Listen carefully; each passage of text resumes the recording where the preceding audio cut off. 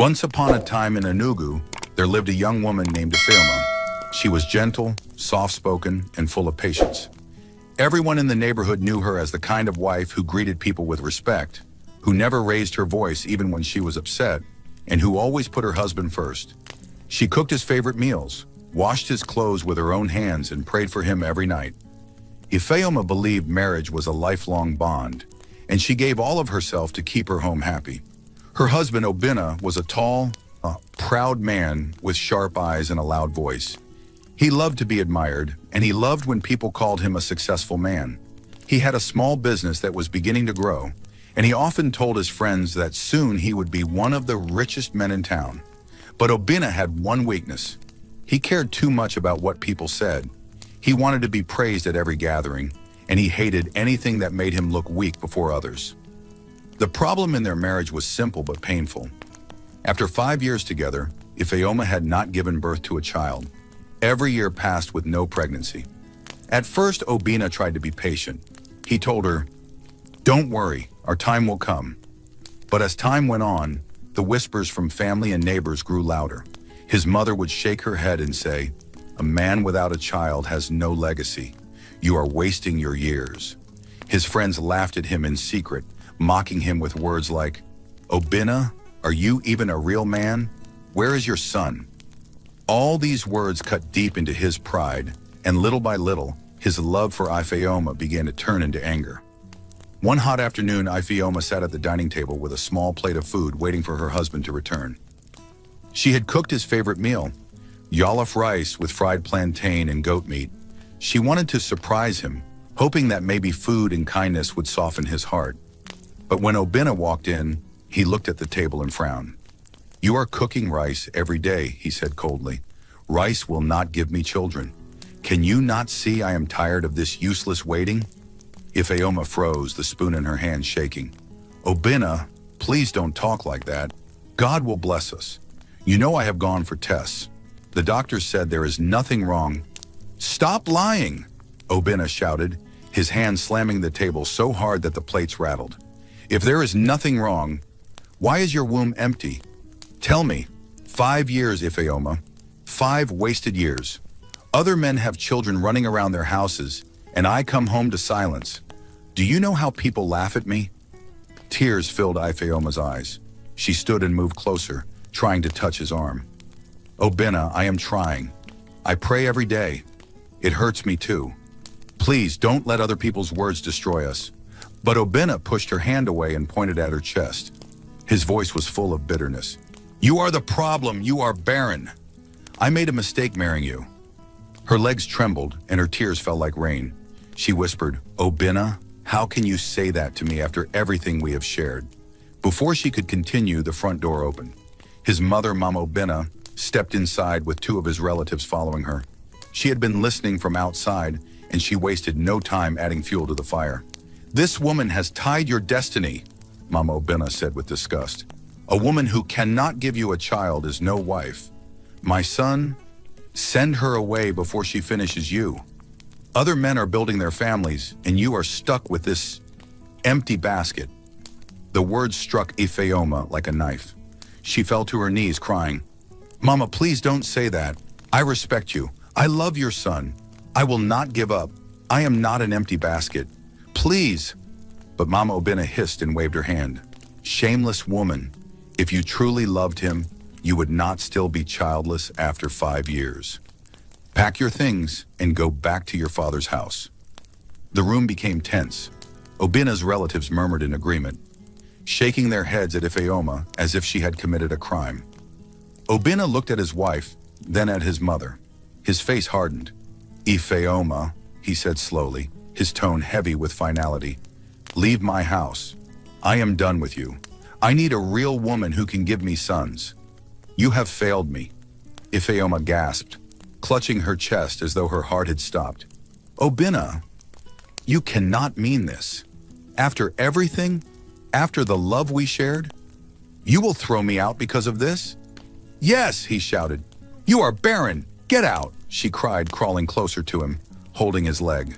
"Please, Obinna, don't do this to me. Give me one more chance. I will try every treatment. I will not stop praying. Please, my husband, don't send me away. But Obina's eyes were cold. He yanked his leg free and turned away. Pack your load before the sun goes down. The relatives nodded in approval, and Mama Obina smirked in satisfaction. Slowly, Ifeoma stood up. Her face was wet with tears and her voice broke as she spoke. Obina, I gave you my youth. I gave you my loyalty. I cooked for you, washed for you, prayed for you. I never once disrespected you. And this is how you repay me? By calling me barren in front of strangers? Obina looked away, refusing to meet her eyes. With trembling hands, she gathered the small handbag she had left by the corner. She did not even carry clothes. Her heart was too heavy to think of anything else. She walked toward the door, her sobs echoing through the house she once called home. When she stepped outside, the evening sky was turning dark. The street was quiet, but her body felt weak. She stumbled as she walked, her tears blinding her. Every step felt like carrying a mountain on her back. By the time she reached the roadside, her legs could no longer carry her. A sharp pain gripped her stomach, twisting deep inside her. She tried to hold herself upright, but the pain grew stronger, like knives cutting from within.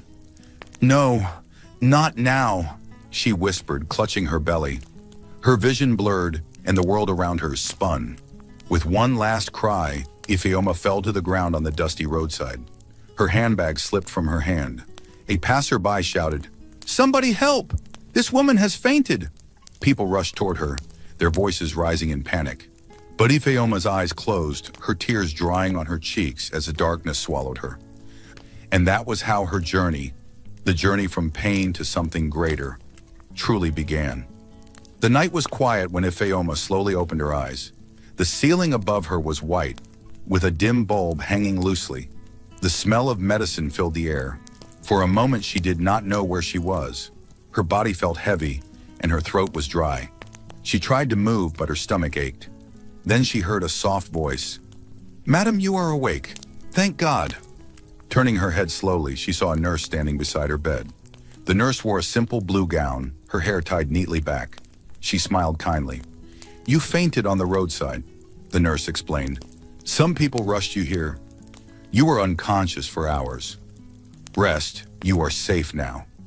Ifeoma's lips trembled.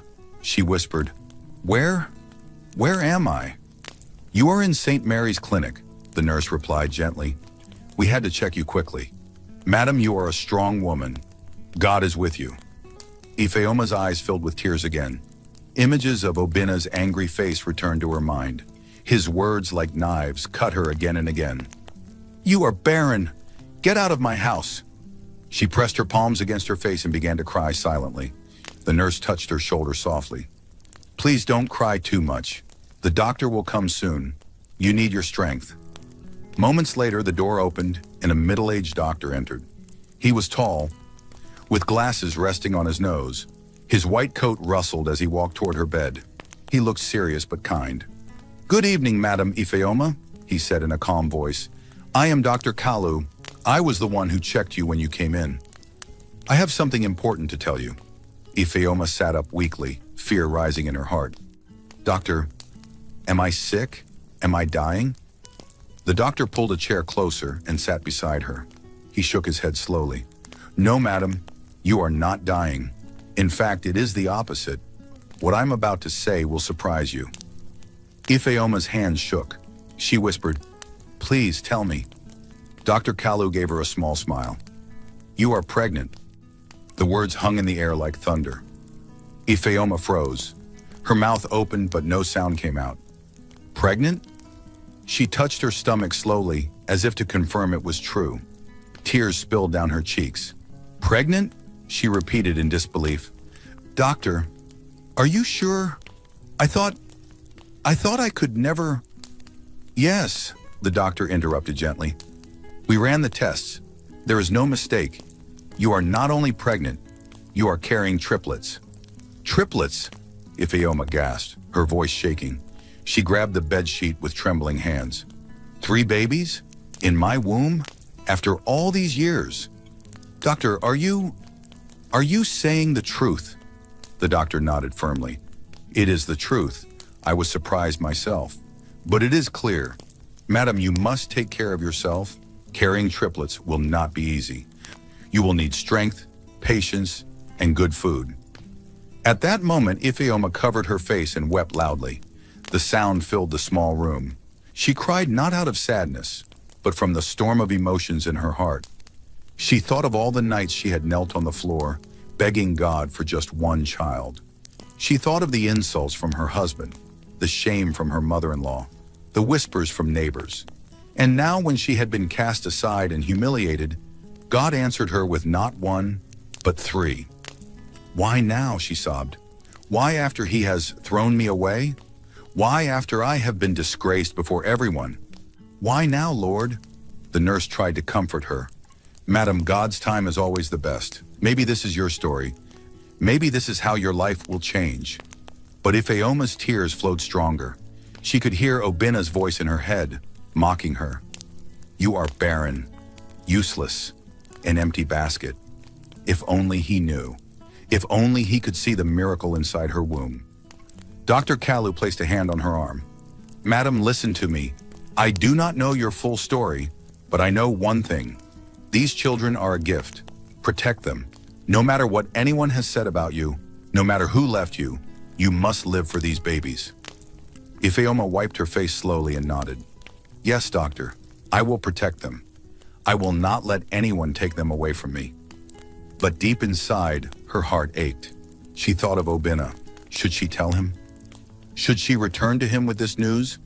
A part of her longed to see his face when he heard she was carrying triplets, but another part of her remembered the cruelty in his eyes when he cast her out. Could she go back to a man who despised her so easily? That night, lying in the clinic bed, she wrestled with her thoughts. Every kick of pain in her stomach reminded her that a new life was growing inside her, or rather 3 new lives. Her tears finally dried, and she whispered softly into the darkness. God, I don't know why you chose to bless me now, but I will not waste this chance. I will raise them, even if I do it alone. They will know love. They will know they are wanted. The next morning, Ifeoma was discharged from the clinic with medicine and instructions. She walked slowly out of the gate, holding the small bag the nurse had given her. Her steps were weak, but there was a new light in her eyes. The streets of the city looked different now. Cars passed, people hurried, but Ifeoma felt like the world had paused for her. She touched her belly again. For the first time in years, she felt like she was not empty. She was carrying life. But she knew the road ahead would not be easy. Obina's rejection had left her with nothing. She had no house, no money, and no family support. She could not return to her father's house. They were poor and already burdened. She could not go back to Obina. He had spat on her dignity.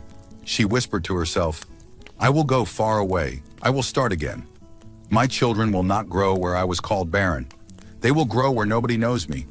And so, with determination burning inside her, she boarded a small bus heading to a distant village.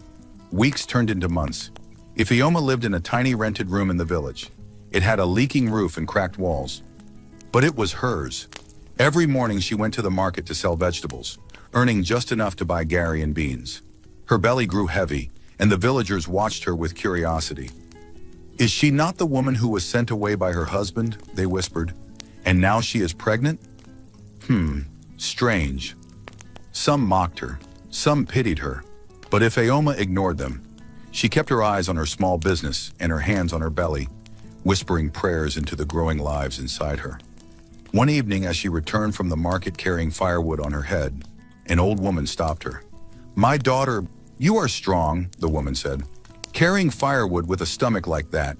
You must love those babies. Ifeoma smiled weakly. Yes, Mama. I love them with everything I have. The woman nodded. Then keep going. Don't mind what people say. One day they will eat their words. Those words gave Ifeoma strength. She went home, cooked her small food, and sat alone in her room. She whispered to her unborn children, You are my hope. You are my joy. I will fight for you. Back in the city, Obina was changing too.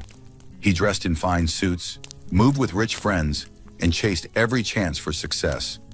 People praised him for leaving his barren wife. You did the right thing, they told him. A man like you deserves children to carry his name.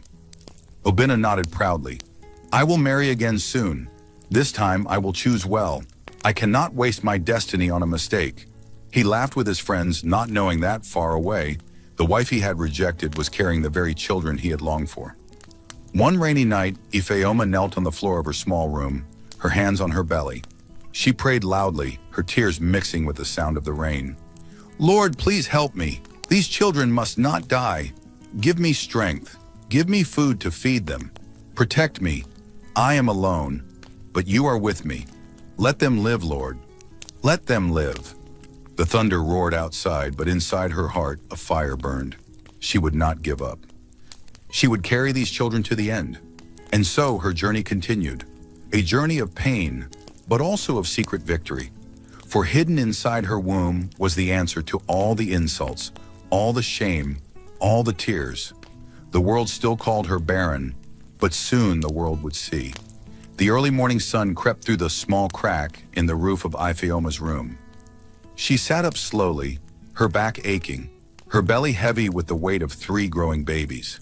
Sweat covered her face even though the air was cool. She had hardly slept the night before. Every movement inside her womb felt like a battle. Sometimes she wondered how such tiny lives could carry so much strength. She sat on the mat, breathing slowly. My children, she whispered, touching her belly with both hands. You are my hope. Even if the world calls me barren, I know you are here. I will never let anyone take you from me. Her body was weak, but her will was strong. Every day she forced herself to go to the market. She would carry baskets of vegetables on her head, even though people told her she should not. Rest or you will lose those babies, they warned. But Ifeoma shook her head. If I rest, how will I eat? How will I feed them when they arrive? The villagers watched her with mixed eyes. Some admired her strength, others mocked her. Look at her, one woman whispered in the market. Her husband chased her out, yet she is still carrying babies. Maybe she went to another man. Another laughed. 3 children at once? It cannot be natural. Maybe she used charms. Maybe she wants to prove something. The words hurt, but Ifeoma kept silent. She had learned that people would always talk. She told herself, let them laugh now. When they see my children, their mouths will close. One hot afternoon, after a long day at the market, Ifeoma returned to her small room carrying a little bag of beans. Her back burned and her legs trembled under her weight. She dropped the bag by the corner and sat down, breathing heavily. Suddenly, sharp pains shot through her belly. She cried out and held herself. Her neighbor, Mama Chinier, rushed in. Ifeoma, are you all right? I am fine, Ifeoma said, even though sweat poured from her face. It is only the babies moving. Mama Chinier looked at her closely and shook her head. You cannot continue like this. You are carrying 3 children, not 1. You need help. Ifeoma forced a weak smile. God will help me. He has brought me this far. He will not leave me. But deep inside, she was afraid. Nights were the worst. When the world was quiet and she lay on her mat, the weight of her belly pressed on her chest. Sometimes she could hardly breathe. She would cry silently into her pillow, praying for strength. Lord, she whispered, please keep them safe. Don't let me lose them. They are all I have. The months crawled by. Ifeoma grew bigger and weaker. Her clothes no longer fit, so she wrapped herself in old wrappers. She could barely walk to the market, but she refused to stop. She believed every grain of gari, every spoon of beans, every kobo she earned was for her children's survival.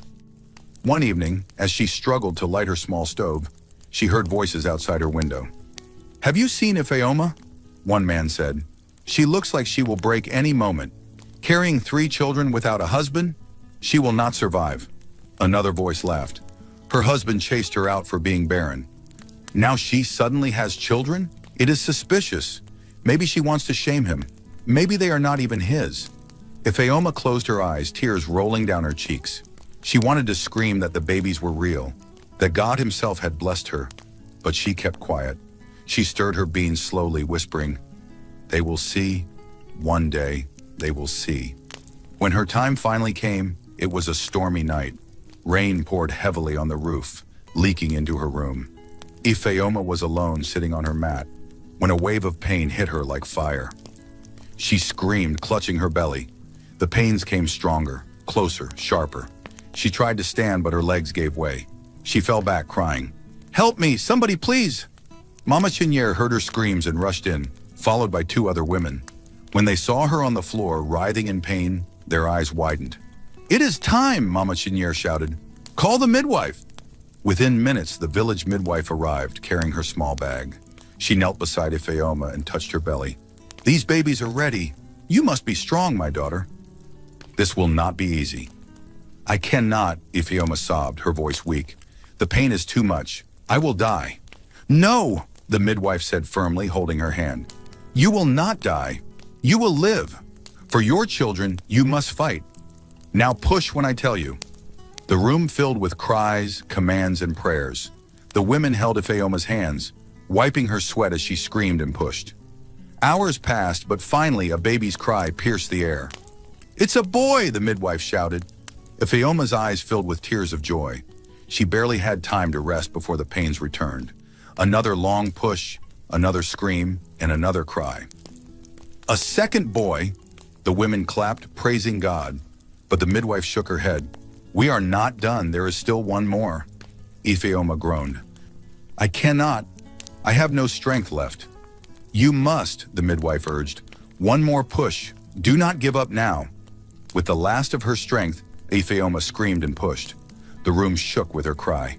Moments later, a third cry filled the room. "A girl," the midwife announced. "3 strong babies, 2 boys and a girl." The women cheered, tears running down their faces. They wrapped the babies in cloth and placed them beside their mother. Ifeoma looked at them, her tears mixing with her sweat. "My children," she whispered, "you are here. You are real. God did not forget me." She held them close, kissing their tiny heads.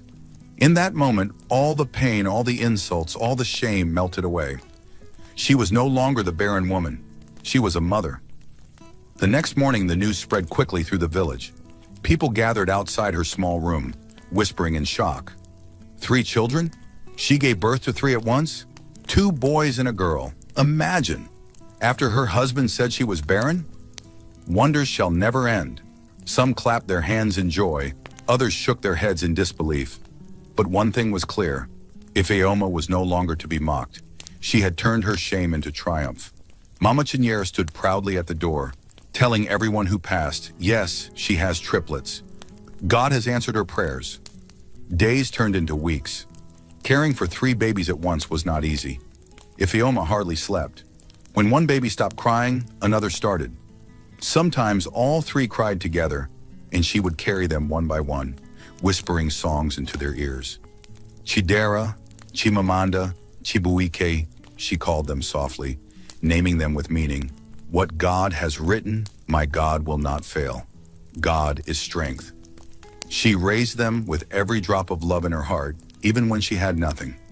Some nights she ate only water and Gary so the babies could have milk, but she did not complain. She looked at their faces and whispered, "You are my crown. You are my victory." Meanwhile, far away in the city, Obinna was planning his engagement. He wore expensive suits, moved with rich friends, and pretended he had no past. When people asked about his ex-wife, he laughed proudly. "She was barren," he told them. "I wasted 5 years with her. Now I will marry a woman who will give me sons." His friends praised him, clapping him on the back. "Yes, you deserve better. You need a family to carry your name." Obinna smiled, never knowing that the very sons he longed for were already alive, far away, in the arms of the woman he had cast aside. One night, as Ifeoma watched her triplets sleeping peacefully, she whispered a promise. "My children, the world mocked me, but you have given me new life. I don't know how we will survive, but I swear I will never give up. One day you will make me proud. One day, the world will see." Her tears fell, but this time they were not tears of sorrow. They were tears of hope. For though her life was full of poverty and pain, she now carried within her the greatest treasure of all, her children, and that treasure would change everything. The morning sun rose over the small village where Ifeoma now lived with her children. The triplets were 5 years old, strong and full of life. Their laughter filled the tiny room every day, their little voices chasing away the sadness that once lived in their mother's heart. Chibuke, stop running, Ifeoma called as one of the boys dashed across the room, holding a stick like a sword. You will break something. Mama, I am a warrior, Chibuke shouted with a grin. His twin, Chidera, jumped in front of him, pretending to block the attack. No, I am the warrior. Mama, see me. I am stronger than him. Meanwhile, Chimamanda, the only girl, sat quietly by the mat, hugging a doll her mother had made out of old cloth. She looked up at her brothers and said in her small voice, Both of you are noisy. Mama, they will disturb you again. Ifeoma laughed softly, shaking her head. Leave them, my daughter. Boys will always play rough. One day, they will protect you. Every day was a struggle, but it was also a blessing. Ifeoma worked at the market, washing clothes for people and selling food. She earned just enough to keep the children fed. Sometimes, when the food was not enough, she would go hungry so her children could eat. But whenever she saw their faces, her heart swelled with strength. She thought often of Obina, but not with love. His face came back to her in flashes, his angry words still ringing in her ears. Barren woman. Useless wife. She had promised herself never to forgive him, never to allow him back into her heart. But Obina had not forgotten her either. Back in the city, Obina's life had changed. His business had grown, and his pride had grown even bigger. He drove fancy cars, wore expensive suits, and spoke with arrogance. Everyone around him respected him for his money, but deep inside he still felt the shame of his empty house. He had no child to call his own, no son to carry his name. When people asked about his past, he lied easily. My ex-wife was barren, he said, his voice full of pride. I wasted 5 years on her, but I am done with that. Soon I will marry a real woman. And now that moment had come. Her name was Amaka, a glamorous woman from a wealthy family. She loved the idea of marrying a rich man like Obina, and she made him feel like the king he always wanted to be. Together, they planned a wedding that would shake the city. One evening, as Obina sat with his friends at a big table in a hotel lounge, he laughed loudly. I will show everyone that I have moved forward. I will marry Amaka in style. And do you know what will make it sweeter? His friends leaned closer, curious. What? Obina's eyes glinted with pride. I will invite Ifeoma, that useless woman. I will make her sit and watch me take a real wife. She will see what she lost. She will bow her head in shame. The men laughed, clapping him on the back. You are wicked, Obina, but you are right. She deserves to see your glory after disgracing you with her empty womb. Obina smiled, sipping his drink. Yes, she will come, and I will laugh when I see her face. Days later, in her small village, Ifeoma was returning from the stream when she saw a young boy running toward her. He carried a fancy golden envelope in his hand. Auntie Ifeoma, he shouted. A man brought this for you. He said it is important. She frowned and wiped her wet hands on her wrapper before taking it. The envelope was heavy, with shining letters pressed into it. She opened it slowly, her hands trembling. Inside was a card written in bold, beautiful writing.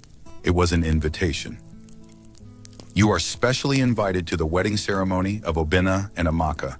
Come and witness the celebration of true love and a new beginning. Her breath caught. She read it again, her eyes burning with tears. At the bottom of the card, written in Obina's handwriting, were cruel words. Come and see what a real bride looks like. Maybe you will learn. The world around her blurred. She sat on a stone by the roadside, clutching the card tightly. The words stabbed her heart like a knife. After everything he had done, after throwing her away, after calling her barren, he still wanted to mock her. Tears rolled down her face. She whispered, Why, Obina? Why do you still hunt me? Have I not suffered enough? Her children ran to her, their small feet pattering on the ground. Mama, why are you crying? Chidera asked, holding her hand. She quickly wiped her tears and forced a smile. It is nothing, my son. But Chimamanda climbed onto her lap and touched the invitation. Mama, what is this paper? Why does it make you sad?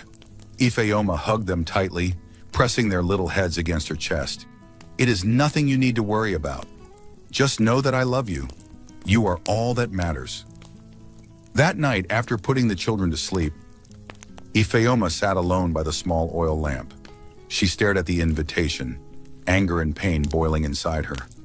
"How cruel can he be?" she whispered. "He threw me out, he abandoned me, and now he wants to disgrace me in front of everyone. Does he not fear God?" She felt helpless, but then she remembered the strength she had gained over the years. She was no longer the broken woman who fainted on the roadside. She was a mother now. She was stronger. Still, she had nothing to her name. No fine clothes, no car, no riches. How could she show her face at such a wedding? She would only be mocked again. But God had a plan. A week before the wedding, a man she had once helped in the market came to visit. He was a businessman who had fallen sick years ago, and Ifeoma had given him food even when she had almost nothing herself. Now he was wealthy, and he never forgot her kindness. He arrived at her small house with a driver and 2 men carrying boxes. "Ifeoma," he said warmly, "I heard what your ex-husband is planning. I will not let him disgrace you. You once fed me when you had nothing. Now let me repay you." She looked at him in shock.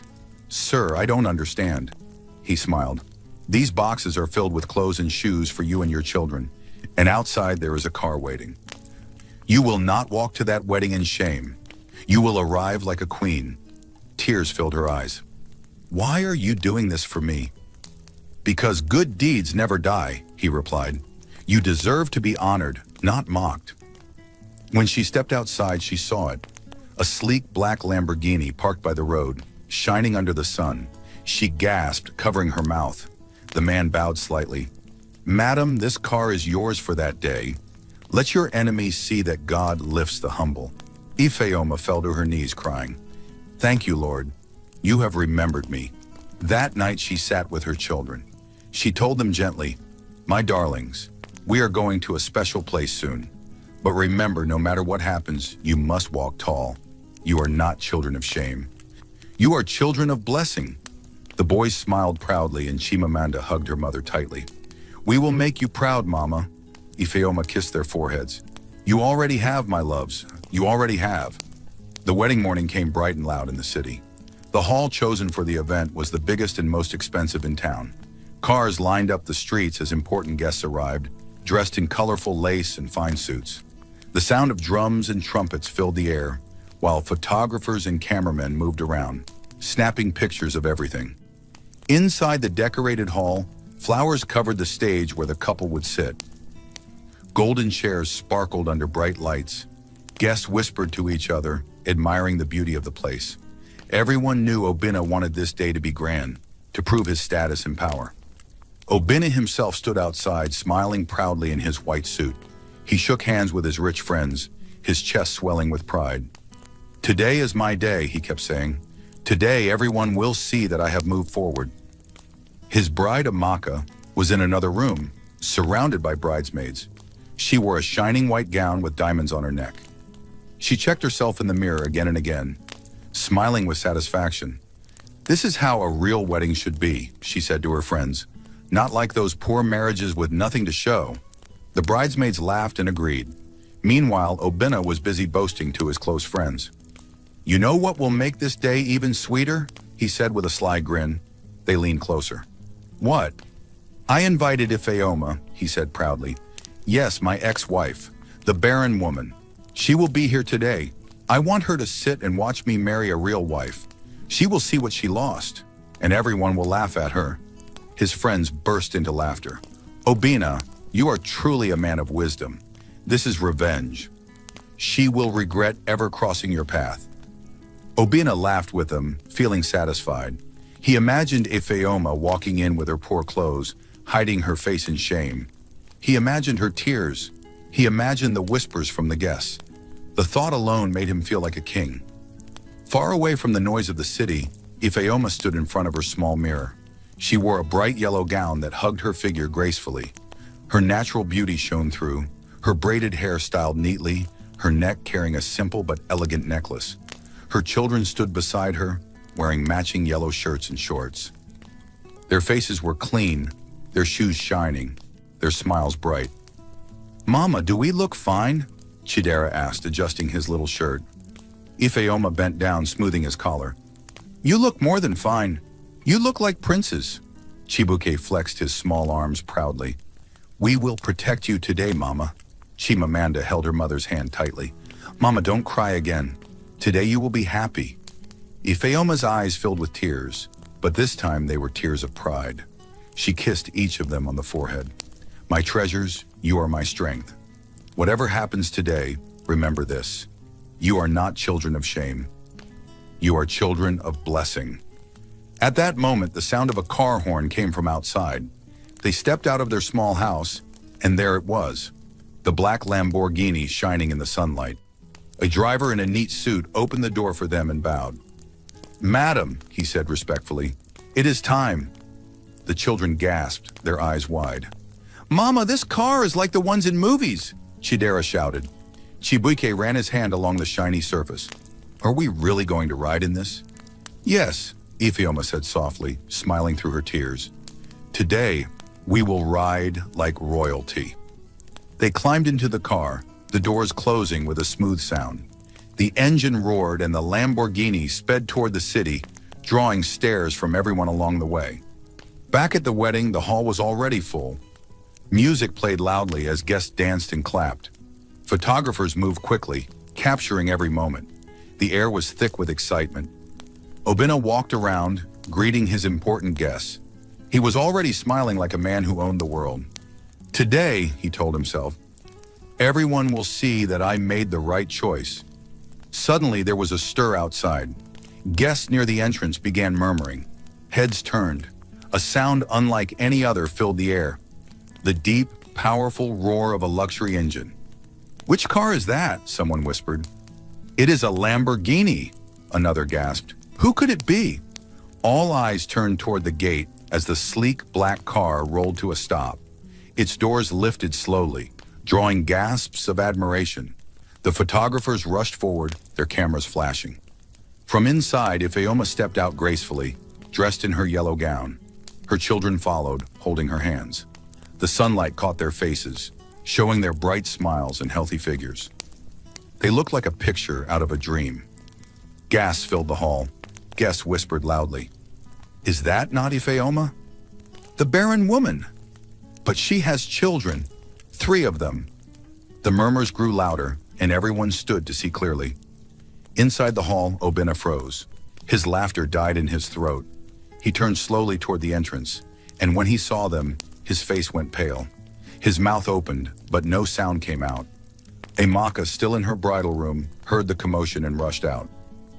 When she saw Ifeoma walking in confidently with 3 children, her eyes widened in shock. She grabbed Obinna's arm tightly. "Who are they? You told me she was barren." The music stopped. The drums went silent. Every guest stared, waiting to see what would happen next. Ifeoma walked slowly down the red carpet, her children by her side. She did not look down. She did not hide her face. She walked like a queen, her chin lifted, her eyes shining. Each step was a statement. Each smile from her children was proof. And with every step, Obinna's pride began to crumble. The whispers in the hall grew louder. 3 children? So she was not barren after all. They even look like him. God has disgraced him today. Obinna's friends looked at him in confusion. "Obinna, what is this? You said she could not have children." Obinna's hands shook. Sweat ran down his face. He tried to laugh, but his voice cracked. They are not mine. She must have gone to another man." But as the children walked closer, the truth could not be denied. Their eyes, their smiles, even the shape of their faces. They carried Obinna's blood. Guests gasped louder, pointing and whispering. Amaka pulled her hand away from him, her face full of anger. "You lied to me. You told me she was barren. You made me believe she was useless, yet she carries your bloodline? What kind of man are you?" Obinna tried to speak, but no words came out. His world was collapsing in front of him. At that moment, Ifeoma stopped in the center of the hall. She looked around at the sea of faces staring at her, then fixed her eyes on Obinna. Her voice was calm, but it carried power. "Obinna," she said, "you threw me away. You called me barren. You mocked me in front of your family and your friends. You told me I was useless. Yet today, look at what God has given me. Look at the children you never believed I could carry. Gasps filled the hall again. Cameras clicked, capturing every word, every tear shining in her eyes. The children held her hands tighter, standing proudly beside her. The silence in the hall was heavy, waiting for Obina's response. But he had none. His pride was broken. His plans to disgrace her had turned into his own humiliation, and the wedding that was supposed to be his greatest victory had just become the stage for his downfall. The hall was silent. Even the drummers and singers who had been filling the air with music only moments earlier froze with their hands mid-air. All eyes were on the woman in yellow walking down the red carpet, her triplets holding her hands. Ifeoma's yellow gown glittered under the bright lights. She walked with grace, her chin lifted, her eyes steady. Her children walked proudly beside her, their small feet stepping on the carpet with confidence. They smiled, unaware of the storm around them, but their innocence made the moment even more powerful. The guests whispered, their voices echoing across the large hall. "Is that not Ifeoma, the wife Obina chased away? She was called barren, was she not? But look at her! 3 children! 3 healthy children!" One woman gasped and grabbed her friend's arm. "Do you not see? The boys look exactly like Obina. The same eyes, the same nose. He cannot deny it." The whispers turned into gasps as people began to compare the faces of the children to the man standing frozen at the front of the hall. Obina felt his chest tighten, his legs shook under him, and sweat poured down his face. He tried to smile, but his lips quivered. The sight of the children was like thunder striking his heart. Amaka, his bride, turned sharply to him, her face twisted with anger. She grabbed his arm. "Obina, what is this? Who are those children? You told me she was barren." Obina stammered. She is barren. She must have gotten those children from another man." But Amaka's eyes narrowed. "Do not lie to me. Look at them. They are your blood. Everyone can see it." The guests nodded and whispered louder. "Yes, they look like him. There is no denying it. God has shamed him today. After all his boasting, see what has happened." Obina's friends, who had laughed with him earlier, now stared at him with disgust. One of them whispered, "Obina, you told us she was barren, but clearly she was not. You deceived everyone." The shame burned him like fire. He tried to speak louder, his voice breaking with desperation. "They are not mine. She is trying to disgrace me. Do not believe her." But as Ifeoma and the children reached the middle of the hall, the truth became too clear to ignore. The triplets stood proudly beside their mother. Chidera looked around curiously, his little chest puffed out. Chibuiki clung to his mother's gown, smiling shyly at the guests. Chimamanda, the girl, looked straight at Obina, with eyes that mirrored his own. A murmur rose in the crowd. "Ah, that girl's eyes are exactly like his. And that boy's smile, it is Obina's smile. God has revealed the truth today." Obina's heart pounded. He felt like the ground would open and swallow him. The very shame he had planned for Ifeoma was now upon him. Ifeoma stopped and faced the hall. Her voice was calm but strong, carrying over the murmurs. "5 years ago," she began, "this man threw me away. He called me barren. He told me I was useless. He let his family mock me, insult me, disgrace me. He cast me out of his house with nothing." Gasps filled the air. Guests leaned forward, eager to hear more. Cameras clicked as reporters captured every word. Ifeoma continued, "I left that house with tears in my eyes and pain in my heart. I had nothing, but God gave me everything. He blessed me with not 1, not 2, but 3 children. And today I stand here not as a barren woman, but as a mother." She held her children closer. "These are my children. They are my proof. They are my pride." The hall erupted. Some clapped, others shouted, "Glory to God!" The sound was deafening. Obina covered his face with his hand, wishing he could disappear. But Amaka pulled his hand down, her voice sharp and full of anger. "You humiliated me," she spat. "You told me lies. You said she was barren, that she could never carry children. Yet here she stands with 3 children who carry your face. You deceived me, Obina. How dare you?" Obina tried to hold her hand. "Amaka, please listen. She is lying. This is all a trick." But Amaka pushed him away. "Do not touch me. You have disgraced me before everyone." The guests shook their heads, some laughing bitterly. So this was his plan? To shame her? Look how it has turned on him. Yes, God does not sleep. He has been disgraced instead. At that moment, one of the children, Chidera, tugged at Ifeoma's gown and pointed at Obinna. Mama, why is that man looking at us like that? The question was innocent, but it struck Obinna's heart. He turned his face away, ashamed. Ifeoma bent down, stroking her son's head. Do not mind him, my child. We are here for God's glory, not for man's approval. The hall clapped louder, many wiping tears from their eyes. The sight of a woman once mocked, now walking in victory, moved them deeply. The master of ceremony, who had been frozen at his microphone, finally found his voice. He cleared his throat nervously. Ladies and gentlemen, let us welcome our special guest, Madame Ifeoma, and her beautiful children. The crowd clapped loudly, cheering her name. Some stood to their feet, praising her courage. Obinna sank deeper into shame. His plan to laugh at Ifeoma had turned into a nightmare. His new bride was furious, his guests were mocking him, and his ex-wife now stood like a queen in front of everyone. Amaka turned to him again, her eyes blazing. Obinna, answer me now. Are those children yours? Yes or no? The hall went quiet again. All eyes turned to him. Even the reporters pushed forward, their microphones held out. Obinna stammered, his voice weak. I don't know. Maybe. They look like me, but... His words only made things worse. The crowd erupted in laughter and murmurs. He cannot even deny it. He is finished. What a shameful man. Ifeoma raised her chin higher. She did not need to say more. Her presence alone was enough.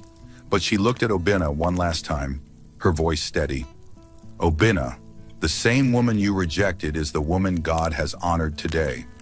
You plan to disgrace me, but you have only disgraced yourself. The guests clapped, some shouting, yes.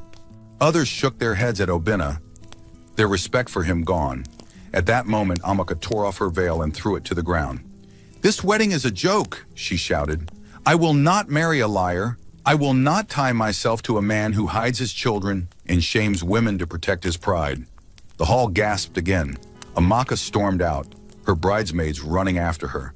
Obinna stood frozen, his face pale, his hands trembling. His dream wedding had turned into a public disaster. Ifeoma turned to her children and smiled softly. Come, my darlings. We have shown the world the truth. Let us go. They held her hands tightly as she began to walk away. Cameras flashed, capturing every step. The guests clapped again, chanting her name. As she walked out, her children beamed proudly, their small voices rising above the noise. Mama, you are the best. Mama, we love you. And for the first time in years, Ifeoma felt truly free. The wedding hall was in chaos. Guests were no longer clapping for joy. They were murmuring and pointing fingers. The noise of whispers and gasps filled the air. Cameramen rushed forward, their flashes blinding, trying to capture every moment. At the front of the hall, Obinna stood frozen like a statue. His face was pale, his lips shaking. Sweat rolled down his temples. The plan he had built for months had crumbled in seconds. His bride, Amaka, stood a few feet away, her gown sparkling under the lights, her face dark with anger. Her voice cut through the noise like a knife. Obinna! She shouted, pointing at him with trembling hands. You told me she was barren. You told me she could never have children. So what is this? Who are these children that look exactly like you? The guests fell silent, waiting for his answer. Obinna raised his hands weakly. They are not mine, he stammered. She must have found another man after I sent her away. She is trying to trick everyone. But his words only made things worse. The guests shook their heads. Some laughed bitterly. Does he think we are blind? One man muttered. Those children are his mirror, another whispered. Amaka's eyes flashed with fury. Trick everyone? Obinna, do you take me for a fool? You disgraced her, and now she returns with children that carry your face. And you stand here lying to us all? You are a coward. Her words struck him harder than a slap. He reached out to her. Amaka, please listen. Don't walk away. This wedding... But Amaka pulled back sharply, her voice loud enough for all to hear. This wedding is over. I will not marry a liar. I will not marry a man who cannot stand by the truth. Gasps and shouts rose from the crowd. Cameramen captured the dramatic moment, their flashes bursting like fireworks. Obinna tried to stop her. He stepped forward, his voice trembling. "Amaka, don't leave me like this. This is just a misunderstanding. They are not my children." But Amaka pushed him hard in the chest. "Stay away from me. You brought shame upon me, upon my family, in front of the whole world. I would rather remain single than be chained to a disgrace like you." She tore off her wedding veil and threw it to the ground. Then, with her bridesmaids following in shock, she stormed out of the hall. The heavy doors slammed behind her, echoing loudly. The guests erupted in murmurs again. Some laughed, some shook their heads. The once celebrated groom was now standing alone, abandoned on the very stage he built to show off his pride. Ifeoma, still holding her children's hands, watched the scene with calm eyes. She had not come to fight. She had not come to shout. But the truth had spoken for itself. Her heart was heavy, yet peaceful. One of her sons, Chibuik, tugged at her gown and asked innocently, "Mama, why is that man crying?" Ifeoma bent down and stroked his cheek gently. "Because lies do not last forever, my son. Truth will always win." Her words carried across the hall, and many nodded, whispering, "Indeed, she is right. Truth will always win." Meanwhile, Obinna tried to gather himself. He turned to his guests, his hands raised. "My friends do not believe her. She is bitter because I left her. She wants to ruin my wedding." But his voice was drowned by the crowd's laughter. "Ruin your wedding? You ruined yourself," one woman shouted. "Look at the children. They are yours. Admit it," another yelled. The hall was no longer on his side. His rich friends who once praised him now folded their arms, shaking their heads in disgust. One of them, Chief Okachukwu, stepped forward.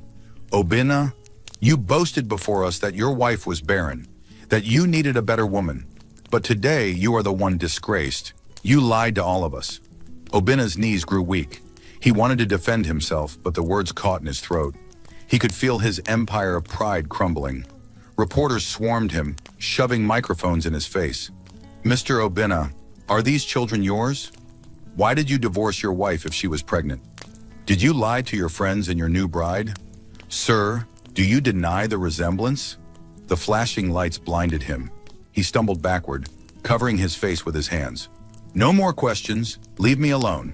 But the reporters pressed harder. "Answer us, sir. The people want the truth." Obinna's voice cracked. "They are not mine. She is lying. Stop asking me." His denial sounded weak, and the crowd booed. Some shouted insults. "You are a disgrace, Obinna. Shame on you. This is the man who laughed at his wife? Look at him now." At the center of it all, Ifeoma stood tall. She held her children close and lifted her chin. She had no need to shout. The world could see the truth. She looked at Obinna one last time, her voice soft but firm. "Obinna, you threw me away when I needed you most. You called me barren, but God blessed me beyond measure. You tried to shame me, but today, you are the one shamed. This is the fruit of your pride." The hall erupted in applause. Some stood to their feet, clapping for her. Others cried, moved by her courage. Obinna sank onto a chair, bearing his face in his hands. The man who had once stood tall in pride now sat broken before everyone. Amaka's parents, who had been seated in the front row, stood up angrily. The father pointed at Obinna. "You have disgraced my daughter. You will hear from us. This marriage is finished." They stormed out as well, leaving him surrounded by whispers and scorn. One old woman in the back shook her head. "What a lesson. Pride goes before a fall. This man wanted to disgrace his wife, but God turned the disgrace back to him." The music that once filled the hall was gone. The decorations, the flowers, the golden chairs, all of it looked useless now. Guests began to leave, their heads shaking, their voices full of gossip. Ifeoma came in glory, and he is left in shame. God does not sleep. This is justice. As the hall emptied, Obinna tried to rise, but his legs felt heavy. He whispered to himself, "How did it come to this? How did I lose everything?" But the truth was clear. His greed, his arrogance, his cruelty, they had destroyed him. Meanwhile, Ifeoma and her children walked out of the hall with dignity. Cameras flashed as the Lamborghini door opened for them. The children climbed in happily, their laughter ringing like victory bells. As she sat down, Ifeoma whispered to herself, "This is not the end. This is just the beginning." And with that, the car drove away, leaving Obinna behind in the ruins of his pride. The once grand wedding hall was almost empty. The flowers still hung on the stage. The chairs were still decorated with ribbons, but the joy had gone. The guests who remained only stayed to gossip and shake their heads at Obinna. He sat alone on the golden chair meant for him and his bride, his head buried in his hands. His white suit, once spotless, was now soaked with sweat. He could still hear the words ringing in his ears. Liar, coward, shameful man. Outside, the sound of the Lamborghini faded as Ifeoma and her children drove away. She had left with dignity, but he was left with disgrace. One of his business partners, Chief Okachukwu, walked up to him. His face was hard, his voice sharp. "Obinna, you deceived us. You told us your wife was barren, yet today we saw the truth with our eyes. How can I trust a man who lies even about his own bloodline?" "Chief, please," Obinna began, but the older man raised his hand to silence him. "No, business is about trust. If you can betray your wife, if you can lie to your friends, then you can betray anyone. From today, I am cutting all ties with you." He turned and walked out without another word. Obinna's mouth went dry. He reached for another guest, a younger businessman. "Brother, you know me. Do not abandon me now." This was only a misunderstanding, but the man pulled his hand away. "It is not a misunderstanding. Everyone saw it. The children are yours. You destroyed your own honor. Who will want to work with a man like you now? Goodbye, Obinna." One by one, his business partners walked out, leaving him surrounded by empty chairs. The empire he had built with pride was already beginning to crumble. Meanwhile, outside the hall, people crowded around Ifeoma. Reporters asked questions, their microphones pointed at her. "Madam Ifeoma, how does it feel to prove your ex-husband wrong in front of everyone? What message do you have for women who are mocked as barren? How did you raise these children alone?" Ifeoma held her children close, her voice calm and steady. "I did not come here to fight or to mock anyone. I came here because I was invited. I only wanted the truth to speak for itself. My children are proof that no man can write the final story of another person's life. Only God can." The crowd clapped and cheered. Her children smiled proudly as cameras flashed around them. For the first time, Ifeoma felt the world on her side. Back in the hall, Obinna's relatives whispered angrily among themselves. His mother, Mama Obinna, who had once laughed at Ifeoma, now looked ashamed. She muttered under her breath, "We mocked that girl, yet she carried the blessings we prayed for." One of the uncles shook his head. "This is what happens when pride blinds a man." He threw away his crown with his own hands.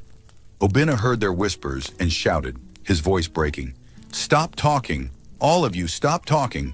You think you are better than me? Leave me alone." But his relatives only shook their heads in disappointment. Slowly, they too began to leave, leaving him alone on the stage. Later that night, Obinna returned home to his mansion. The house that once felt like a palace now felt like a prison. The silence was loud, pressing against his ears. He threw his suit jacket on the floor and collapsed onto the sofa. He whispered to himself, "How did everything fall apart in one day? How did she return with those children? Why now, God? Why now?" He poured himself a drink, his hands shaking. But no matter how much he drank, the shame did not leave him. He could still see the faces of the guests, the cameras flashing, the sound of their laughter. And worst of all, he could still see the faces of the triplets. Their eyes, their smiles. They were his. He could not deny it any longer. The following week, his downfall became public. Newspapers carried the story. The headline screamed, "Business tycoon humiliated at his own wedding. Ex-wife returns with triplets, exposes truth. Pride turns to shame, the story of Obinna." On television, the clips of Ifeoma's entrance in the Lamborghini played again and again. Her words echoed across the country. "You called me barren, but God blessed me." Meanwhile, Obinna's businesses began to collapse. Investors pulled out, saying they could not risk working with a man whose name was now tied to scandal.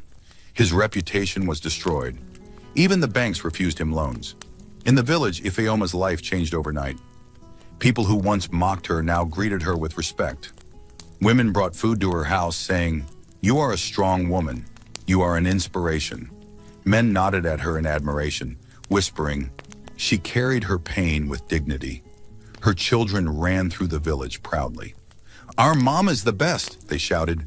Everyone laughed and clapped for them.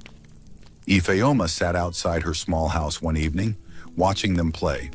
Tears filled her eyes, but this time they were tears of joy. "Lord," she whispered, "you have turned my shame into glory. You have lifted me when I was on the ground. Thank you." But in the city, Obina was drowning. He called Amaka many times, begging her to forgive him, but she never answered. Her family had already returned the bride price and cut ties with him completely. One evening, he went to visit one of his old business partners, hoping to win him back. He knocked on the man's office door, his voice desperate. "Please, brother, hear me out. Give me one more chance. Do not throw me away." But the man only shook his head. "Obina, your problem is not business. Your problem is your pride. Until you learn humility, no one will trust you again." Obina left the office with tears in his eyes. For the first time in his life, he felt truly alone.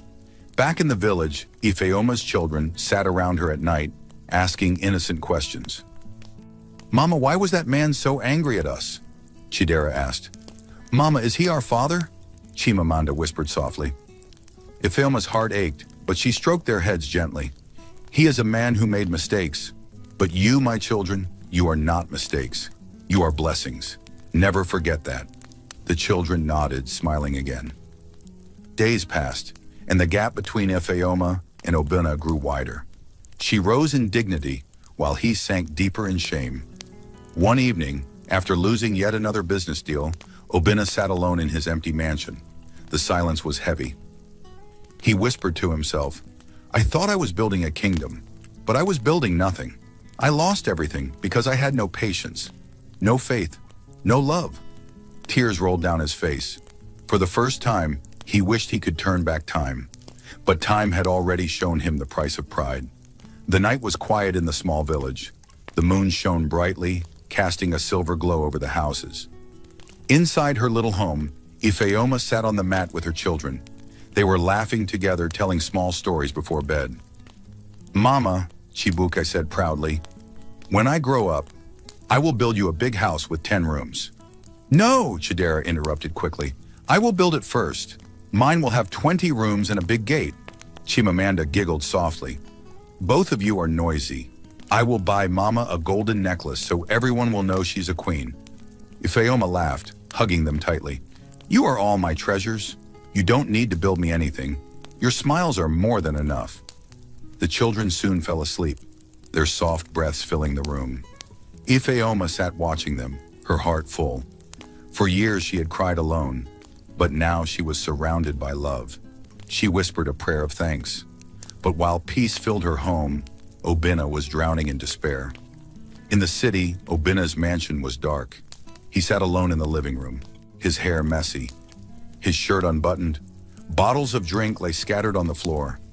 The once proud man looked broken. His businesses had collapsed. His bride had left him. His friends had abandoned him. He could not stop thinking of the triplets. Every night their faces haunted him. He saw himself in them, and it tore him apart. Finally one night he whispered, "I must see her. I must beg her. Maybe she will forgive me. Maybe she will let me return." The next morning he dressed in a simple shirt and trousers, far from the expensive suits he once wore. He got into his car and drove for hours until he reached the village. Ifeoma was sweeping outside her house when she saw a car pull up.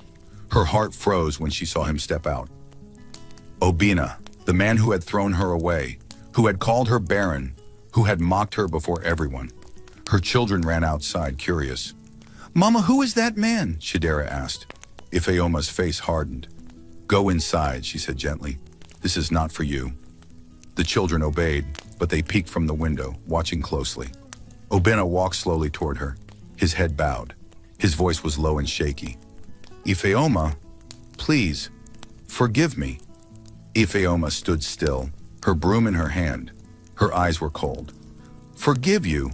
After everything you did, after the years of insults, the shame, the rejection, do you know what it is to sleep hungry with 3 children while the world mocks you?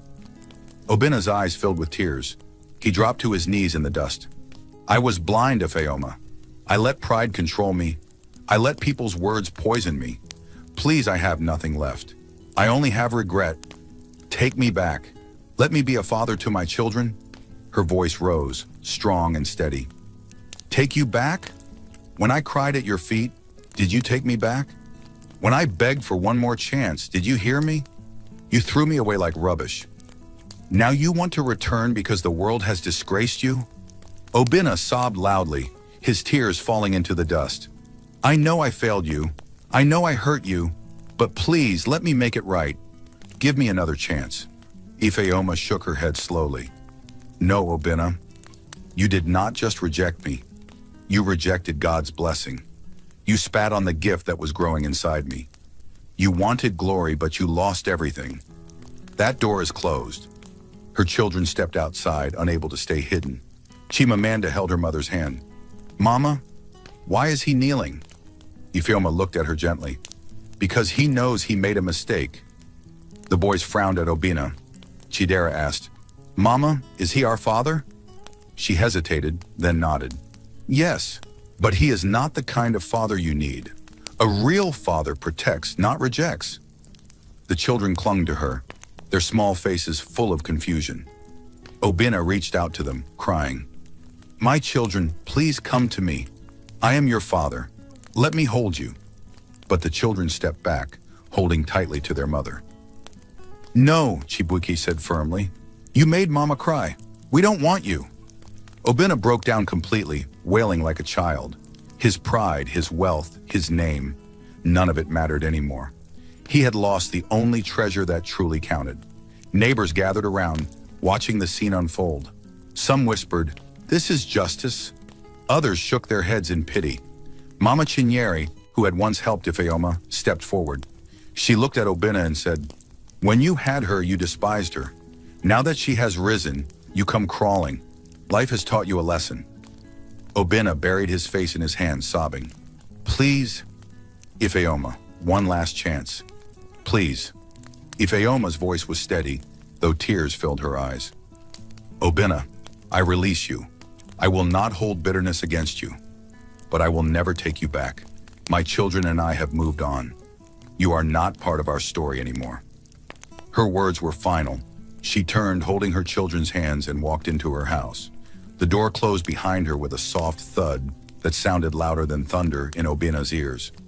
Obinna remained on the ground for a long time, crying until his voice broke. Finally, he stood up, weak and defeated. He looked once more at the small house, then turned and walked back to his car. The neighbors shook their heads as he drove away. One old man sighed. Pride has destroyed many men, but today we have seen it with our own eyes. Inside her house, Ifeoma sat with her children. They looked up at her with wide eyes. Mama, Chimamanda asked softly, will he ever come back again? Ifeoma hugged her. Maybe, but even if he does, we will not let him break us. We are stronger now. Chidera smiled and said proudly, Yes, Mama, we are your warriors. Chibuike added, We will always protect you. Ifeoma's heart swelled with love. She kissed each of them on the forehead. You are my crown. You are the reason I am standing. Together, we will shine. The children cheered happily, their voices filling the small room with warmth. That night, as the moonlight bathed the village, Ifeoma stood by the window, watching her children sleep peacefully. She thought of the journey she had walked, from the day she was thrown out in shame, to fainting on the roadside, to carrying her children alone, to standing tall before the world. She whispered softly, Lord, you have turned my tears into triumph. You have shown that no one can bury the one you choose to lift. Thank you. And with a deep breath, she closed the window, her heart finally at peace. Far away in his empty mansion, Obinna sat alone in the dark. The laughter of his ex-wife's children haunted him. The door of forgiveness had closed. He whispered into the silence, I lost everything. I lost them. The house gave no answer. In the village, however, life was full. Ifeoma rose each day with joy, her children running around her, their laughter bright. People no longer called her barren, they called her blessed. She had walked through fire and come out as gold. Her story was no longer one of shame, but of victory.